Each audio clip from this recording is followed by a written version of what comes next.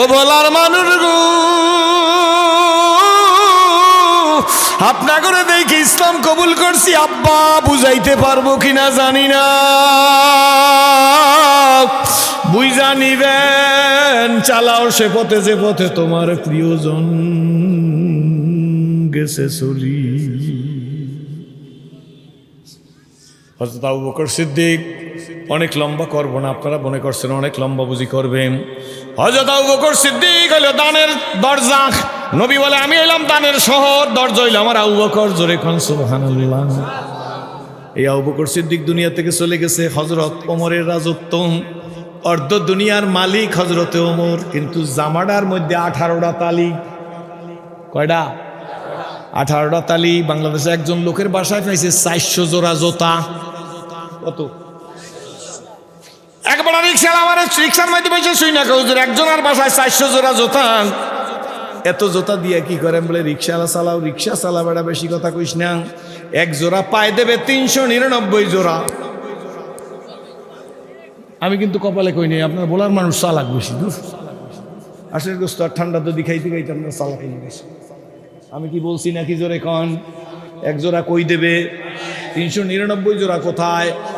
জোরে কন, জোরে বলেন। হযরত আবু বকর সিদ্দিক চলে গেছে, হযরত ওমর রাদিয়াল্লাহু তাআলা আনহু বসা, অন্যান্য প্রমুখ সাহাবীরা চতুর্দিকে বসান। সাহাবীরা আয়েশাকে আমিরুল মুমিনিন কয় বলো, কয় মন চায় আমরা একটা সিরাত মাহফিল করি। কি মাহফিল? কয় হুজুর কার সিরাত? কয় হুজুর সিরাত মাহফিলটা হবে আবু বকর সিদ্দিকের সিরাত, কারণ যিনি আগে গেছে তার কথা আলোচনা করবো। জোরে কোন সুবহানাল্লাহ। আমারে বলার একজনে কয় কথাটা শেষ করিয়ে বলমু, আমার চিঠির মাধ্যমে পাঠাইছে। একটা সহি ঘটনা বলছি, হ্যার লাগিয়ে গেছে, কারণ হ্যার একটু লাগছে আমার কারণে। এক দেশে যাই বলছিলাম, যেই পীরে জামাতে নামাজ পড়ে না সেই পীরের মুরিদ হইয়া কোনো লাভ নাই। পরদিন এই এলাকার লোকেরা ফোন করে হুজুর আপনি তো আমাকে পীরের বিরুদ্ধে কয়ে গেছেন। আমি বল তোমার পীরে আমার নামে বদদোয়া করুক, বদদোয়ার গাট্টি ফাটাই দাও, আমি মরিয়ে যাই, আমার কোনো আপত্তি নাই। আমি এখনও বলি জখিরায় কারামত হিসায় দুমের মধ্যে কারামত আলী জনপুরি রহমতুল্লাহ লেখছে যে পীরেরা জামাতে নামাজ পড়ে না অথচ পীরগিরি করে, তারা ধোঁকার স্বর্গে বাস করে। তো এগুলো এখন বলার সময় নাই। কয় কার সিরাত? মনোযোগ আছে আমার দিকে। আবু বকর সিদ্দিকের সিরাত কয় খারাপ হয় না, করম। কোন দিন কোন সময় কয়টা থেকে কয়টা পর্যন্ত সময়সূচি। প্রধান অতিথি সভাপতিকে কয় হুজুর আপনিই সভাপতি, আপনিই প্রধান অতিথি। আজকের প্রধান বক্তার সভাপতি স্টেজে বসা, কি বলেন ঠিক নেবে? ঠিক। ঠিক আছে। শুরু হয়েছে ফজরের নামাজের পরে নাস্তা, ইশাকের পরে বয়ান শুরু হয়েছে। কার সিরাত? জোরে কন না, হযরত আবু বকর বলা লাগবে। হযরত আবু বকর সিদ্দিকের জীবন, বিদেশ থেকে স্কলাররা আসছে, বৃত্তিপ্রাপ্ত লোকেরা আসছেন, তারা ঈশা আলোচনা করা শুরু করছে। করতে করতে জোহরে খানা খাইয়া আবার আলোচনা আসরের পরে বেশি সময় নাই। এই সময়টার মধ্যেই শেষ হয়ে গেছে সব বক্তার আলোচনা। মুফতি সাহেবও করিয়ে গেছে, বুখারী হুজুরেও করিয়ে গেছে। এরপরে আমাদের আব্বাসী কার কথা জানি করলেন? আব্বাসী না, আব্বাসী হুজুর। জোরে কইবেন আব্বাসী হুজুর, আসতে কন কেন? এবারটা ওয়াজ করছে ভালো, আমি শুনছি। কি ঠিক নেবে? ঠিক জোরে কন। আব্বাসী হুজুরে করছে, কি কন সিরাজি হুজুরেরও শেষ, এখন তো মোনাজাতের পালা। কি কথা ঠিক না? সব বক্তার আলোচনা শেষ। হযরত ওমর রাদিয়াল্লাহু তাআলা আনহু সভাপতি, প্রধান অতিথি, উনি দোয়া করিয়ে দেবে। সিরাত মাহফিলের সমাপ্তি ঘটবে। সকলের কথা শেষ হয়ে গেছে। লোকেরা ঈশাকে হুজুর কোনো বক্তার খালি নাই, এখন তো আপনি মোনাজাত করিয়া দিলেই হয়। ওমর রাদিয়াল্লাহু তাআলা আনহু বলে হ্যাঁ এখনই রেডি হও, অল্প সময়ের মধ্যে আমি দোয়া করিয়ে দেব, তোমরা সবাই চলে যাব। এমন সময় মাঝখান থেকে একজনে আঙ্গুল জায়গায় আমিরুল মুমিনিন, আমার মন চায় কদ্দুর কথা বলতে, অল্প একটু কথা বলবো। আমি হযরত আবু বকর সিদ্দিকের সিরাত সম্পর্কে একটু কথা বলবো। যেই কইছে সিরাজ সম্পর্কে কথা বলবো, এখন একজন আরেকজন আর খোঁজে, সিরাজ সে বস করে গেছে, গোলা আলিয়ার মুফতি সে বস করে গেছে, আব্বাস হুজুর ওয়াজ করে গেছে, অমুকে ওয়াজ করে গেছে, মুফতি সাহেব ওয়াজ করে গেছে। এবারে আবার গ্রাম্য মানুষ টুপিতে বাও নাই, জামায় বাও নাই, দাঁতের বাও নাই, চেহারার বাও নাই, এই বেটা আবার সিরিয়াস সম্পর্কে কি জানে? এই বেটা যখন ওই হাজ্জা গাইছে সবাই টিপি করতেছে, কিন্তু হযরত ওমর রাদিয়াল্লাহু তাআলা এক দৃষ্টে তার দিকে তাকাই আছে। চন্দে খানি হিকমতে ইউনানিয়া রাহাম বখা। কোন ঝিনুকের মধ্যে মুখটা থাকে, ঝিনুকের মুখ না করলে বোঝা যায় না। ঠিক নেবে ঠিক জোরে খান। বেলালের রূপ ছিল না, গুণে ভরা জীবন হযরত বেলালের। এই জন্য বেলাল আযান না দিলে ফজর হয় না।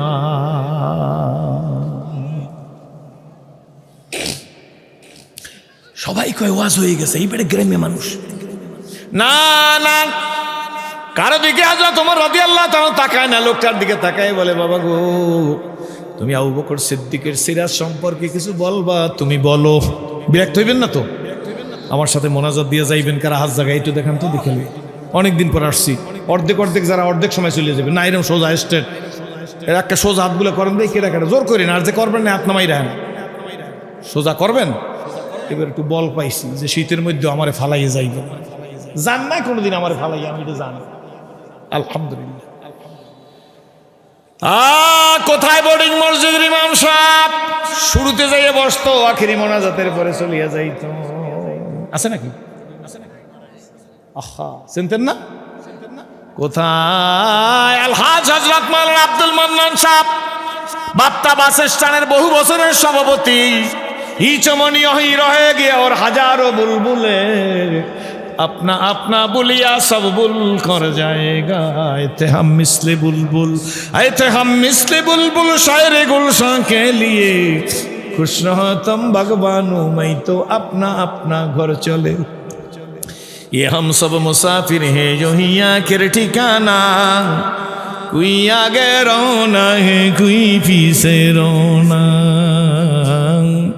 हज़रत उमर রাদিয়াল্লাহু তাআলা ডাক দেয়া কয়, ও গ্রামের মানুষ বাবা, তুমি আবু বকর সিদ্দিকের সিরাত সম্পর্কে কি বলবা বলো। লোকটা দাঁড়ায় বলে, আমিরুল মুমিনিন, আমি আবু বকর সিদ্দিকের কাছে ছিলাম। জোরে কোন সুবহানাল্লাহ। হযরত আবু বকর সিদ্দিককে দেখছি, উনি ওনার স্ত্রীর দ্বারা ফেন্নি রান্না করাইয়া বাটির মধ্যে নিয়া রুমালে পেঁচাইয়া ওনার অফিসে নিয়ে আসতো। রাষ্ট্রীয় দপ্তরের কাজ ছাড়ার পরে যিনি আবু বকর তিনি রাষ্ট্রপ্রধান। জোরে খান সুবহানাল্লাহ। যিনি ওমর তিনি রাষ্ট্রপ্রধান, যিনি ওসমান তিনি রাষ্ট্রপ্রধান, যিনি হজরতে আলী তিনিও রাষ্ট্রপ্রধান। আমাদের দেশে কোনো হুজুররা মেম্বরিতে দাঁড়াইলে কয়, হুজুর আপনি কি চুরি করতে পারবেন? আপনি এই কামে আসছেন কেন? তাহলে বোঝা গেল জাতিরা চায় চোরডায় আসুক আরো জোরে। না হয় হুজুরের বললেন কেন? হ্যাঁ, যে হুজুর আপনি কি চুরি করতে পারবেন? তাহলে বোঝা গেল তোমার কারণেই তো কিয়ামত আইসে যাইবে। তুমি হুজুরের বলো কেন যে আপনি কি চুরি কর? সব হুজুর চুরি করে নাকি? জোরে কন। রাগ হইতেছেন নাকি? খারাপ লাগতেছে? আগের ওয়াজ আমার নাই, ঠিক না? বুঝছি। বন্ধু, জীবন প্রভাতে মনের মালাতে গেতেছেন যত ফুল, আজি হারি হায় সে তো ফুল নয়, সবই যে মোর ভুল। ক্ষমতা পাইয়া ওয়াইজিন হইয়া, পীর হইয়া, ক্ষমতা পাইয়া নেতা হইয়া আল্লাহরে ভুলিয়া যাইও না। ঠিক নেবে ঠিক জোরে খান। আসেন সামনের দিকে আসতেছি। দাঁড়াই বলে, আমিরুল মুমিনিন ফেন্নির বাটি নিয়া হযরত ওমরের সাথে আমি, হযরত আবু বকর সিদ্দিকের সাথে আমি হাঁটতেছিলাম। আমিরুল মুমিনিন গো, হযরত আবু বকর এইখান থেকে সোজা ওই রাস্তা পর্যন্ত গেছে, ওই বাস স্ট্যান্ডের রাস্তা, কথার কথা ওই পর্যন্ত গেছে। ওখান থেকে আমি আর সামনে যাই নাই। আমি আবু বকর সিদ্দিকে দেখলাম ডান দিকের গলির মধ্যে ঢুকলো। আবু বকর সিদ্দিকে যাইতে দেখছি, ডান দিকে ঢুকতে দেখছি। আমার সিরাত বলা শেষ, লোকটা বসে পড়ছে। সিরাত বলছে আবু বকর সিদ্দিক। লোকেরা একজন আর একজন আর টেপে, আমাকে তো আব্বা সেইটা দিয়ে বুঝাইতেছি এটা সিরাত কইলে। আবু বকর সিদ্দিক গেছে, ডান দিকের গলিতে ঢুকছে। এটা কেমন সিরাত বুঝলাম না। ওমর রাদিয়াল্লাহু তাআলা কিন্তু বুঝা ফেলাইছে। উনি নিজে মনে মনে বলে, পাইছি রে পাইছি, বিন্দুর মধ্যে সিন্ধু পাইছি। বিন্দুর মধ্যে জোরে কোন আলহামদুলিল্লাহ। কি সিন্ধু পাইছে সামনে শুনতে পারবেন। হযরত ওমর রাদিয়াল্লাহু তাআলা আনহু বলে ঠিক আছে, দোয়া করিয়া দিছে। পরদিন দোয়া করিয়া বাসায় গেছে, ওই রাত্রি বাসায় যায় খায়। আতেকা আমিরুল মুমিনিনের এক স্ত্রীর নাম। ডাক দিয়া আমিরুল মুমিনিন কিছু বলছেন, ওই সকালবেলা কিছু ফেন্নি রান্না করিও, একটা পাত্রে দিয়া দিও, আমার দপ্তরে পাঠাই দিও। আমি দাপ্তরিক কাজ শেষ করিয়া এই ফেন্নি নিয়ে এক জায়গায় যাইতে হইবে। অর্থাৎ ওমরের ধারণা আবু বকর এই রাস্তা দিয়ে ওই মাথায় গেছে, ওখান থেকে গলির মধ্যে ঢুকছে, আমি ওমরেরও ওই গলির মধ্যে ঢুকবো। যেহেতু আবু বকর সিদ্দিক নবীজির শ্বশুর, নবীজির বাল্যবন্ধু, নবীজির গারেসুরের সাথী, নবীজির গারেসুরের সাথী, নবী হিজরতের রাত্রে আবু বকর সিদ্দিক হইল রাহবার, পথ প্রদর্শক। কি বলেন ঠিক না ঠিক? সুতরাং আবু বকর সিদ্দিক বিনা কারণে এই গলির মধ্যে ঢোকে নাই। এইটাই ওই বুড়িয়ার কথা দ্বারা পাইছি, চালাও সে পথে যে পথে তোমার প্রিয়জন গেছে চলি। একবার এটা জিজ্ঞেস করি ঢাকা শহরে বৈশা তোপখানার মোড়ে, ও মেয়া ফাঁকরি বাঁধছেন কেন? ওই মেয়া আপনার সাথে আমার ব্যাখ্যা বিশ্লেষণ করা লাগবে না, আমার পিরিয়ডে ফাঁকরি বেঁধে নামাজ পড়তে দেখছি, এই জন্য আমি ফাঁকরি বাঁধছি। আমি বেটার কথা ঠিক আছে, রিক্সাওয়ালা বোখারি শরীফে সনদ পাইবি, ও কইছে আমার পিরিয়ডে দেখছি বাঁধ দিয়ে, এই জন্য আমি বাঁধতে নামাজ পড়ি। জোরে কোন সুবহানাল্লাহ। খুশি না বাজার? আহ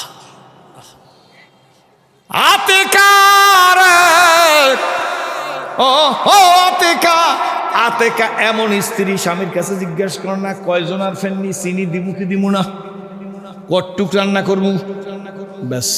ওমর রাদিয়াল্লাহু তাআলা মসজিদে নববীতে আতেকা ফেন্নি রান্না করিয়া বাটির মধ্যে দিয়ে আমিরুল মুমিনিনের কাছে পাঠাই দিয়েছে। জোহর পর্যন্ত রাষ্ট্রীয় কাজ শেষ করিয়া ওমর রাদিয়াল্লাহু তাআলা কার মতো? আবু বকর সিদ্দিকের মতো এই ফেন্নির বাটি নিয়ে সোজা হাঁটা শুরু করছে। কোন রাস্তায়? ওই যে গ্রাম্য লোকটা বলছে ওই রাস্তার মাথায় গেছিলাম, ওই মাথায় গিয়ে ডান দিক ঢুকে গেছে হযরত ওমর রাদিয়াল্লাহু তাআলা। ডান দিকে কদ্দুর যাওয়ার সঙ্গে সঙ্গে নিজে রুমাল দিয়ে নাক চাইতে ধরছে, পচা গন্ধ, দুর্গন্ধ, এত দুর্গন্ধ বরদাস্ত করা যায় না। তবু হযরত ওমর বলে এই দুর্গন্ধের মধ্যে যখন সামনের দিকে গেছে, সুতরাং আমার এখানে যাইতে হইবে, কারণ উদ্ঘাটন করতে হবে। কি বলেন?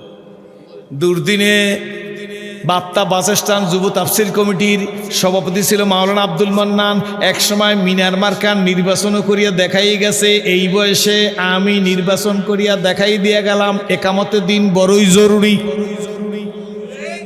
তিনজনে কইছে ঠিক, তাহলে কোন ঠিক না? ঠিক না? ৮০ বছর বয়সের বেশি মোহাম্মদুল্লাহ হাফিজ হুজুর প্রেসিডেন্ট পদপ্রার্থীতে দাঁড়াইছে।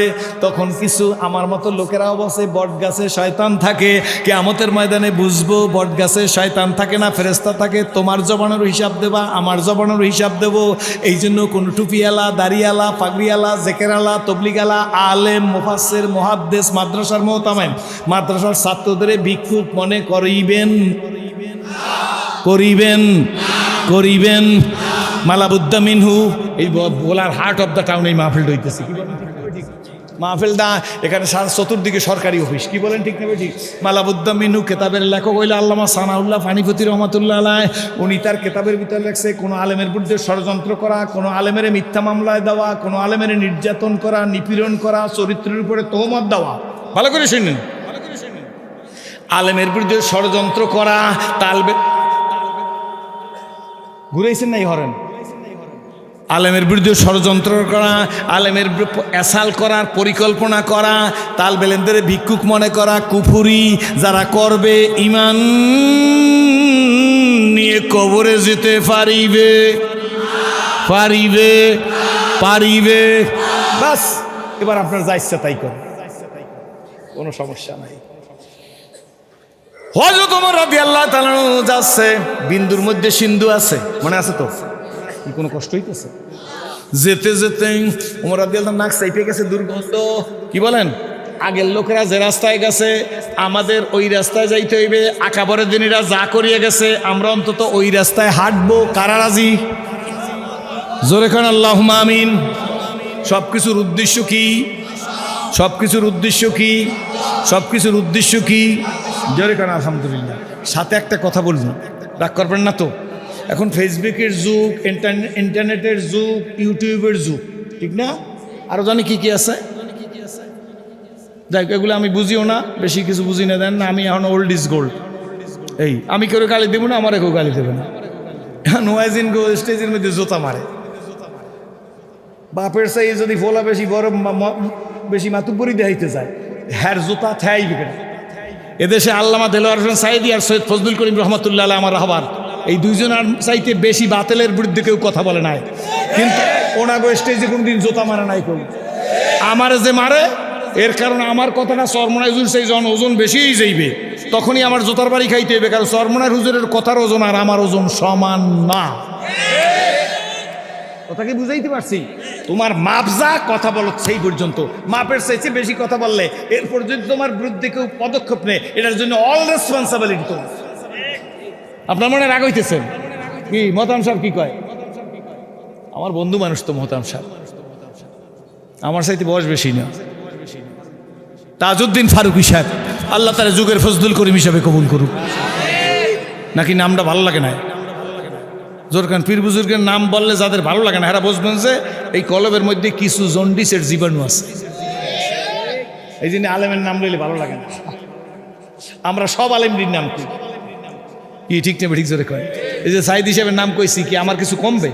সরসিনা, চরমনাই, মোকাম্মে, হদ্দা, ফাঙ্গাইসা, তালগাইসা, ফিরজি, থানবী, গাজদালি, সাদ গ্রুপ, জুবাইর গ্রুপ, আকিদায় সমস্যা আছে না আছে এইটা বড় বড় আলেমরা ভাগ করবে, আপনার দরকার নাই।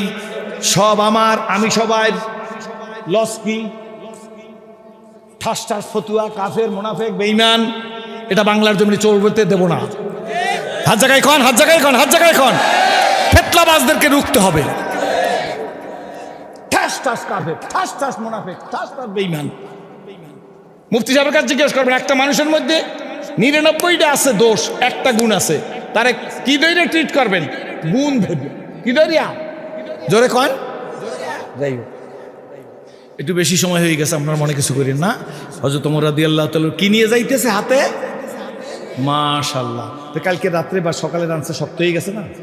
পেন নিয়ে যেতে যেতে ভিতরে যাইতেছে, লোকজন নাই, হঠাৎ দেখে একটা ড্রেনের পাশে একটা পঙ্গু লোক, হাতও নাই, পাও নাই, অথবা হাত পা আছে, বিকলাঙ্গ। লোকটা চোখে ভালো দেখে না, সানির মতো। লোকটা হা করিয়ে রইছে। কি করিয়া? মুখ দিয়ে দেখে, দূর থেকে হযরত ওমর রাদিয়াল্লাহু তাআলা দেখে মারি পচা, জিহ্বা পচা, ঘা দেখা যাইতেছে। এর দুর্গন্ধে ফাড়ির মধ্যে কোনো মানুষ আসতে পারে না। হযরত ওমর রাদিয়াল্লাহু তাআলা বলছে, বিন্দুর মধ্যে কন, বিন্দুর মধ্যে আবু বকর সিদ্দিক তাইলে যে কোনো কারণেই এখানে আসছিল, মনে আছে তো কথা? ওই পঙ্গুর পাশে গিয়ে হযরত ওমর বসে গেছে। কে? হযরত ওমর। নবী বলেন, আমার পরে নবী নাই, যদি হইতো তাইলে ওমরের নবী বানাইতো। জোরে কোন সুবহানাল্লাহ। না গো, ওই পঙ্গু বিকলাঙ্গ লোকের কাছে গিয়ে বসে হযরত ওমর রাদিয়াল্লাহু তাআলা বইলা ডাক দিয়া বলে, পঙ্গু, তোমার পেটে কি ক্ষুধা লাগছে নি? পরিচয় টরিচয় হয় নাই, জিজ্ঞেস করছে পেটে ক্ষুধা লাগছে নি। আপনার বাড়িতে কোনো মেহমান আসলে, হ্যাঁ কোন ক্লাসে পড়ে, কোথায় দিয়ে বুখারী খতম করছে, এইসব না জিজ্ঞেস করবেন, ভাইজান আপনার কি কোনো জরুরত আছে, গোসল সারছেন, আপনি কিছু খাইছেন, আগে তার কাছে খানা পরিবেশন করতে হবে। কি বলেন? যা আছে তাই। কি ঠিক নেবে? ঠিক। ওই এক দেশে গেছিলাম আইজিতে 24 বছর আগে, এই দেশে প্রথম আইনে দেশে আমার মূলা কাটিয়ে, খালি মূলা। দেশের নাম কমু না, কারণ এই ইউটিউব যদি এই জায়গায় বাড়ি খায়, ফিরে গেলে আমার আচ্ছা মতো ভিডিও। সেটা আমি তোর বুঝি নাই, তখন আমি জোয়ান মানুষ, বিরাট গিরে মূলা দিলে তার মানে সালাদ, এই হিসাবে খাওয়ানো পরে এইভাবে মূলা নিয়ে আইছে। কতক্ষণ পরে সে হুজুর মূলা খাইতেন না? এই তো বলার মানুষ সালাদ, আসলে না। যাই হোক, তা আগে কি জিজ্ঞেস করা উচিত? ক্ষুধার কথা জিজ্ঞেস করা উচিত। কি বলেন? ঠিক না? ঠিক। এটা জিজ্ঞেস করে হযরত ওমর, পঙ্গু ও বিকলাঙ্গ, ক্ষুধা লাগছে নি? বিকলাঙ্গ কি কয় শোনেন, ডাক দিয়া কয়, তুমি তো আগের চাইতে তোমার হৃদয় শক্ত হয়ে গেছে, তুমি দেরি করে আসছো কেন? তাইলে বোঝা গেল হযরত ওমর তো আর ইতিপূর্বে আসে নাই, তাইলে আরো কেউ তার আগে আসতো। যিনি আসতো তিনি হযরত আবু বকর। ওই দিনের কথা না, তুমি আজকের দেরি করে আসছো। আমার একটা বন্ধু আছে, ওই বন্ধু আমার জন্য নির্দিষ্ট সময় খানা নিয়ে আমার কাছে আসে, কিন্তু তুমি আমার সেই বন্ধু না, তোমার কণ্ঠে বলে তুমি সেই লোক না। আল্লাহু আকবার। হযরত ওমর রাদিয়াল্লাহু তাআলা নিজের পরিচয় দেয় না, ডাক দিয়ে কয় পঙ্গু, দেরি তো হইতেই পারে, তোমাকে খাওয়াই, তুমি তো হা করাই আছো। হালুয়া আস্তে করে হাতের মধ্যে নিয়া ওই পঙ্গুর মুখের মধ্যে দিয়া আঙ্গুল দিয়ে একটা টিপ দিছে, ফেন্ডি আর কত শক্ত হয়, টিপ দিছে। টিপ দেওয়ার সঙ্গে সঙ্গে পঙ্গু একটা চিৎকার দিয়া কয়, আমি মরলাম, আমার জীবনটাই বৃথা, আমি মরে গেলাম, এত কষ্ট আর সহ্য করতে পারতেছি না। তুমি তো জালেম হইয়া গেছো, তুমি আগের বন্ধু না, বলো তুমি কে, তোমার পরিচয় দাও। হযরত ওমর রাদিয়াল্লাহু বলতেছে, ওমর রাদিয়াল্লাহু চিনতে পারে না, মনোযোগ আছে। হযরত ওমর রাদিয়াল্লাহু তাআলা বলে, ডাক দিয়ে বলে, বন্ধু, হে পঙ্গু, তোমার কোন বন্ধু তোমার ইতিপূর্বে খাওয়াইছে? ভাই আমার বন্ধুরে চিনো না, আমার বন্ধু তোমার মতো নিষ্ঠুর না। আমার বন্ধু হযরতে আবু বকর, আমার বন্ধু হাতে হালুয়া নিত, হালুয়ার চালগুলা আস্তে হাতের মধ্যে নিয়ে একটু মালিশ করত, একটু নাড়াইতো, একটু নরম করিয়া নিজের মুখে দিত, নিজের মুখে দিয়া লিকুইড বানাইয়া আমার অপবিত্র ঠোঁটটার কাছে সোনার মানুষ আবু বকর ঠোঁটটা লাগাইয়া আর পবিত্র জিহ্বা দিয়া ধাক্কাই আমার পেটে হালুয়া ঢুকাই দিত। আল্লাহু আকবার, সুবহানাল্লাহ। এই ওয়াজটা করার পরে আমারে একজনে, যখন তার সাথে আমার বোনে না, সে আমার চিঠিতে লেখছে, এটা নিয়ে মামলা করব, এটা ইনডিসেন্ট, মুখের মধ্যে জীবাণু থাকে, কেমনে মুখের মধ্যে জিহ্বা দিয়ে। হ্যাঁ রে, যদি জিজ্ঞেস করি বেতেরের নামাজের দোয়া কোন উঠতে ফল, এই সই করে বলাবই পড়তে পারবে না। একজন শিক্ষিত লোক, কি ঠিক না বেটি? তোমার মতো শিক্ষিত লোক, আমরা তো কুত্তা না, আমরা মানুষ, এই জন্য প্রতিবাদ করি না। তোমার মতো মানুষ গোনার সময় নেই, আল্লাহর রহমত, ওলামায়ে কেরামের গোনার সময় নাই। কি বলেন ঠিক না? অদ্দুল লেখাপড়া করছো, বালহুম আধাল, যারা ইসলাম জানে না ওরা পশুর চাইতে নিকৃষ্ট। রাগ হইছেন নাকি? থাকলে আপনি শূন্য নিয়ে আমার বাড়ি যাইন, আপনার নোটিশ করা লাগবে না। আপনি সিরাজুল ইসলামের ফাউন্ডেশন মনে করছেন, অত দুর্বল মনে করেন না। আমার এলাকার লোকেরা এখানে বসে আছে, ভোলার মানুষ, আমার মানুষ। 2 রাকাত নামাজে কয়টা মাসলা? 60টা। হে যদি অর্ধেক ডিসকাউন্ট দিলাম, 30টা বলতে পারো, তাইলে ভোলায় হাত কাটে রেখে দিয়ে যাবো। ওই বেড়ারে কইছি, বললে ফেরেশতা, না বললে ফেরাও। বুঝেন না? মুফতি সাহেবের সাথে যদি আমার প্রেম থাকে তাইলে ফেরেশতা, আর প্রেম না থাকলে ফেরাউন। দিস দ্যাট, এই জন্য ভাগ্যের পরিবর্তন হয় না। ঠিক না বেটি? রাগ হইতেছেন? হযরত ওমর রাদিয়াল্লাহু তাআলাকে ডাক দেখা, তুমি কে বলো?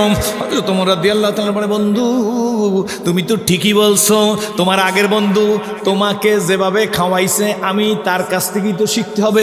এই কিন্তু মজার কথা, আসলে আমি সেইভাবে তোমার আমার আবু বকরের কাছ থেকেই তো শিখতে হবে।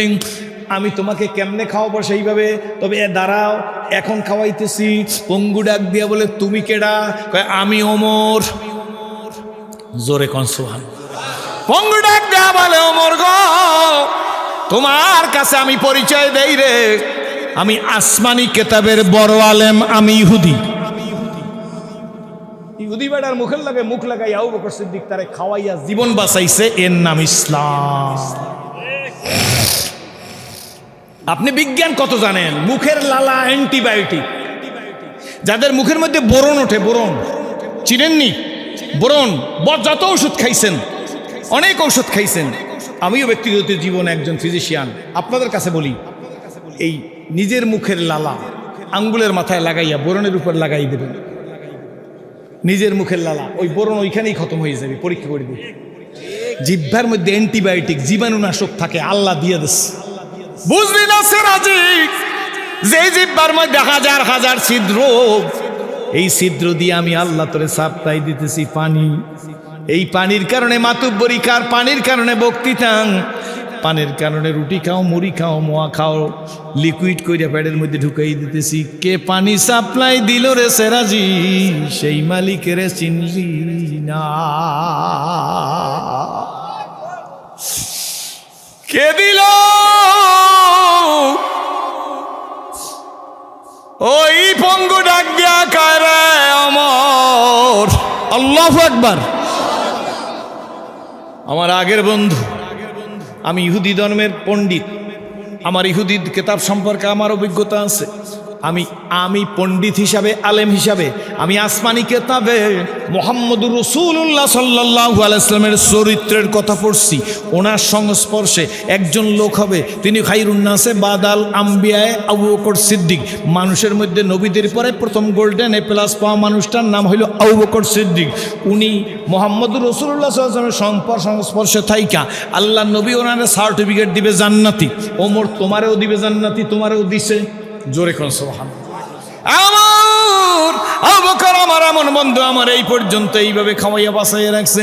ওমর গো, আমার মনের মধ্যে আশা ছিল আমি আবু বকর সিদ্দিকের হাতে হাত দিয়া কলেমা পড়ব, কিন্তু বলো গো ওমর, আবু বকর আজকে আসলো না কেন?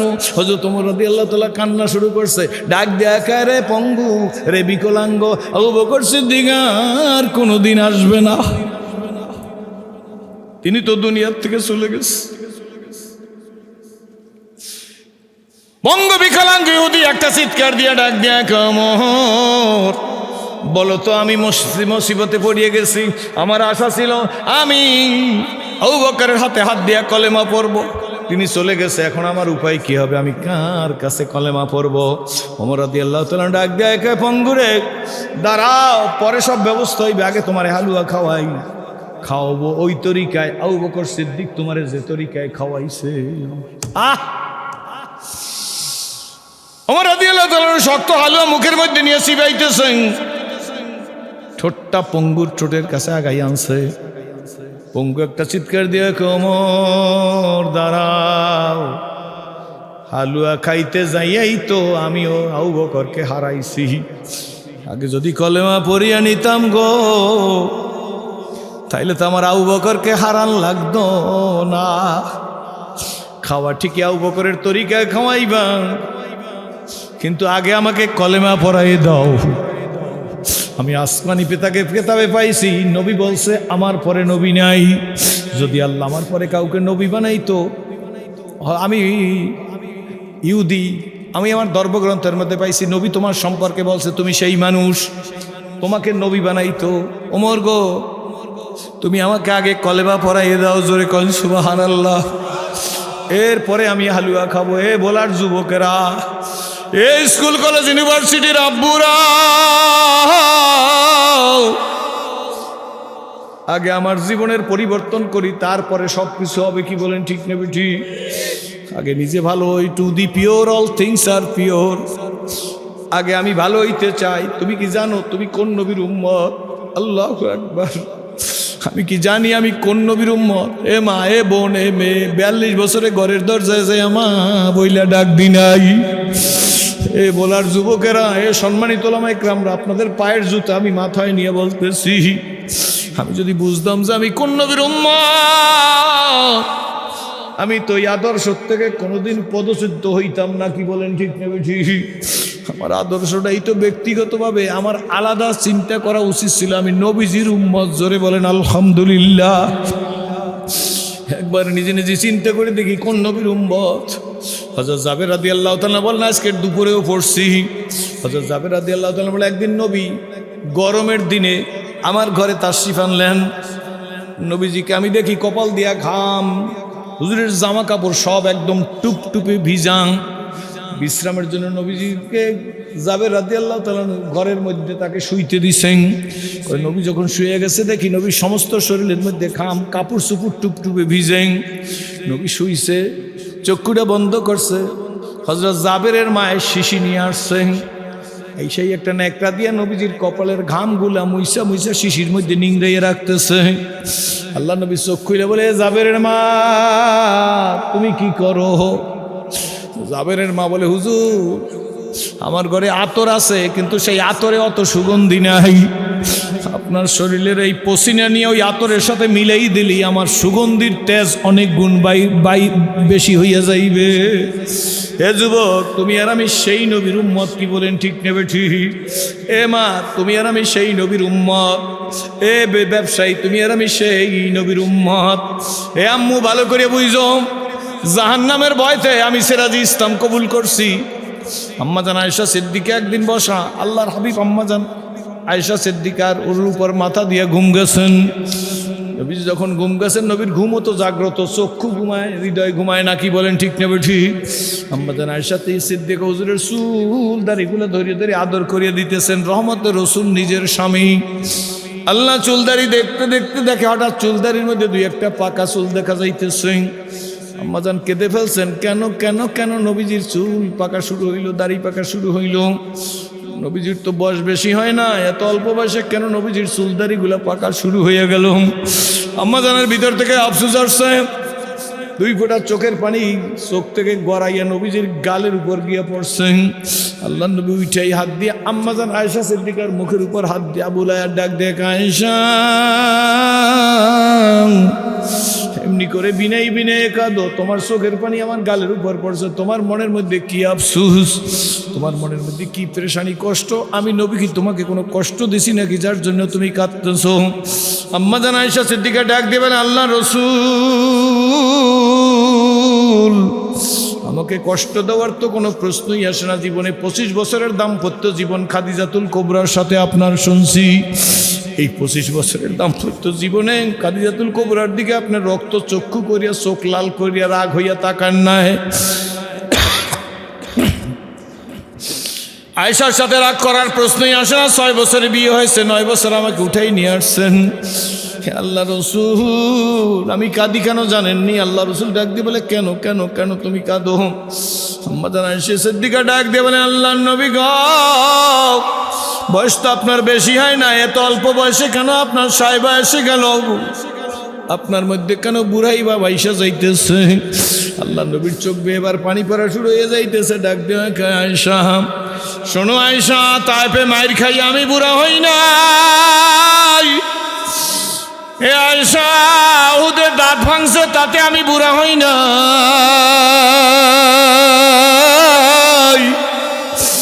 লোহার হেলমেট মাথায় ঢুকছে তাতে আমি বুড়া হই নাই।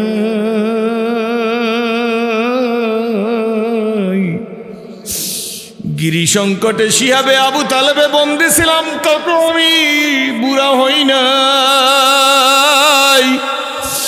কষ্টে আমাকে বুড়া বানায় না, বন্দি থাইকে আমি বুড়া হই নাই। তাহলে বোঝা গেল নবীজি জেল খাটছে, কি বলেন ঠিক নেবে ঠিক? সুতরাং মুসলমানরা জেল জুলুম নিপীড়নকে কোনো ভয় পায় না। সবাই ইসলাম না চাইলেও আপনি ইসলাম চাইবেন, কেউ ইসলামে না চাইলেও আপনি চাইবেন। কারা এমন কারা আছেন? 2 হাত জায়গায় এখন। সবাই যদি না চায় আমি যাবো, আমি হাসতে হাসতে কবরে যাব। আল্লাহ তুমি কবুল করো, জোরে বলেন আল্লাহুম্মা আমিন। আম্মাজান ডাক দিয়ে বলি, আল্লাহ রসুল তাহলে কেন আপনার সাইবা এসে গেল, বুড়াই বাবা এসে গেল? আল্লাহ নবী ডাক দেয়া কায়, তাইফে মাইর খাইয়া বুড়া হই নাই। মা ভালো করে শোনে, বোন ভালো করে শোনে, মেয়ে ভালো করে শোন। আম্মু মায়ের মতো শ্রদ্ধা করে গেলাম, বোনের মতো স্নেহ করিয়া গেলাম, মেয়ের মতো স্নেহ করে গেলাম। বলার মানুষ যদি বুঝো মাগো কপাল খুলিয়া যাবেন। আল্লাহ রসুল ডাক দিয়া বলে, তাইফে মায়ের খেয়ে বুড়া হই নাই, ওদের দাঁত ভাঙছে, লোহার টুপি মাথায় ঢুকছে তাতে আমি বুড়া হই নাই। গিরি সংকটে সে হবে আবু তালেবে বন্দি তাইকে বুড়া হই নাই। গো আয়েশা, হুজুর কেন কেন কেন আপনার চুল দাড়ি পাকা শুরু হইতেছে? আল্লাহ নবী ডাক দেয়া, আয়েশা গো,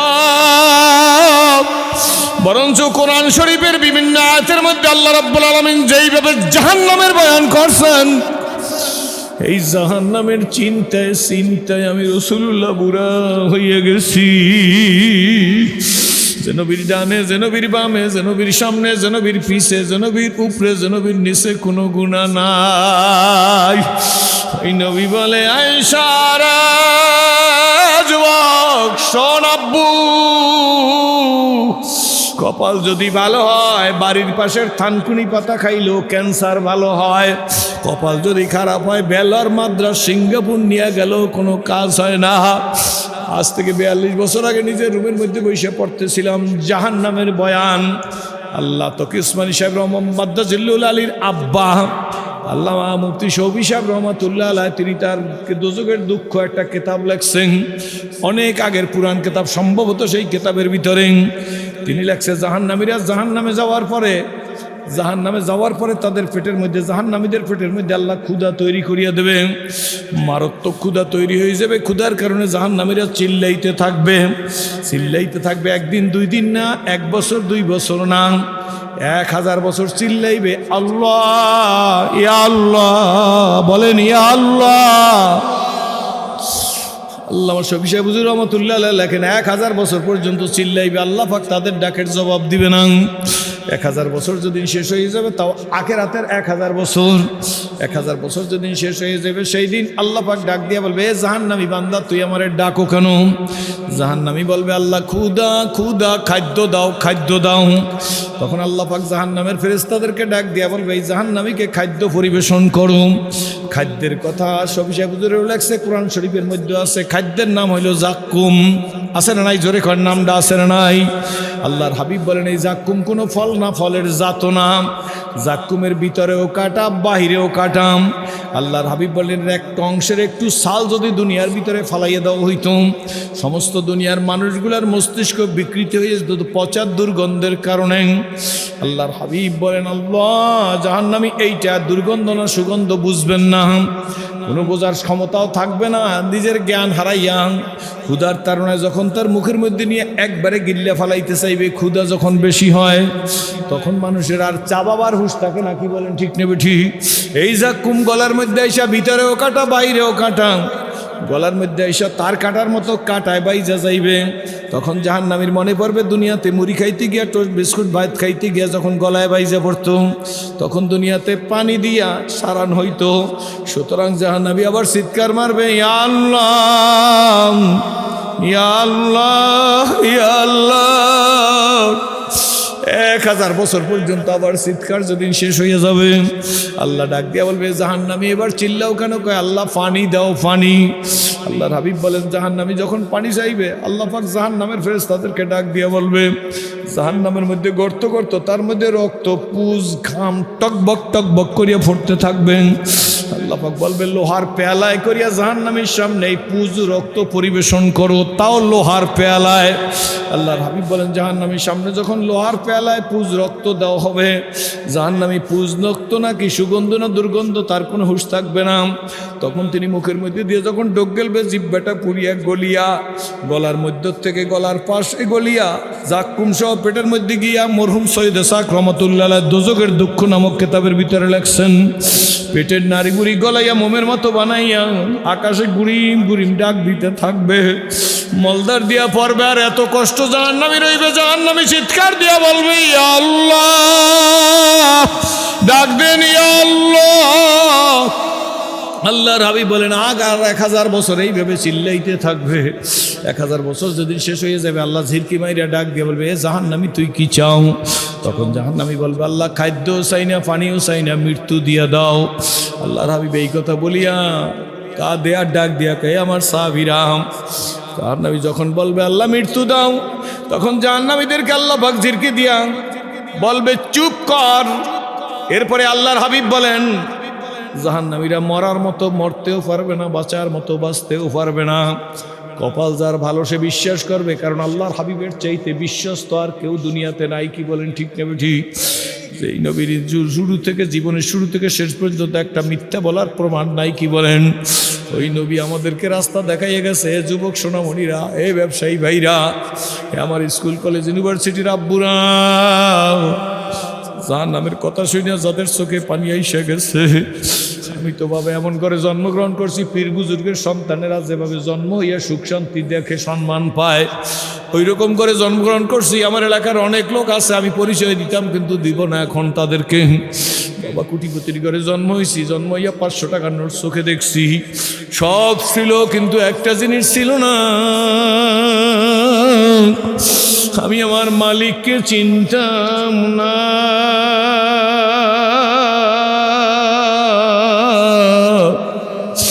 আপনাদের পায়ের উপর হাত দিয়ে বলি, যেন মালিক চিন্না কবরে যাইতে পারি। কারা রাজি আছেন যুবকেরা যে হুজুর আল্লাহরে চিন্না কবরে যাওয়ার জন্য রেডি আছি? তারা হাত জাগাইয়া দেখান, আল্লাহ। আমার সোনামণিরা,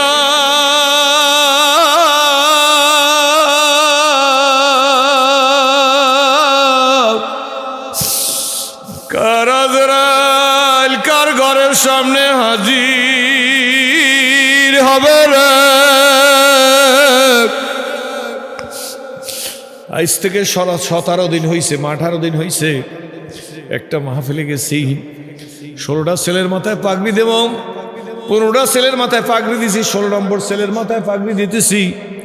কাগজে লেখা দেখি মোহতারাম সাহেব লিখে দিছে, হুজুর এই ছেলেটার বয়স হইল 7 বছর 2 দিন, যেদিন পাগড়ি পড়তেছে সেদিন হলো 7 বছর 2 দিন পুরো হইছে।